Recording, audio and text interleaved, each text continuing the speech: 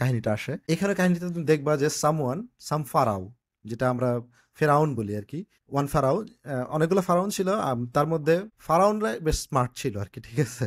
তো ফারাউনরা দেখছে যে এটা তো করলাম আমি ভালো, এতদিন আমি as a representative of sky god, আল্লাহর প্রতিনিধি, বা যেহেতু ওরা আল্লাহর প্রতি ইনডেটেড, এই জন্য তারা স্যাক্রিফাইসের জন্য আমার দরবারে দিন, পরে আমি ওদের পক্ষ থেকে স্যাক্রিফাইস দয়া করে নিই, গডের যা তোমার সিন আছে বা পাপ রয়েছে এটা মোচন করি আর কি, ঠিক আছে? সাম ফারাও ইজ ভেরি স্মার্ট, সে বললো এত ঝামেলা যাওয়ার দরকার কি, সে উপরেরটারে মানে নাই করে দিল আর কি। Said that I am the god and you pay to me and follow me and follow my instruction. এটা কিন্তু he is the first one ever in the history যে সে মনোথেইজমের কনসেপ্টটা আমাদের এখানে ওয়ার্ল্ডে পুশ করলো আর কি, ঠিক আছে?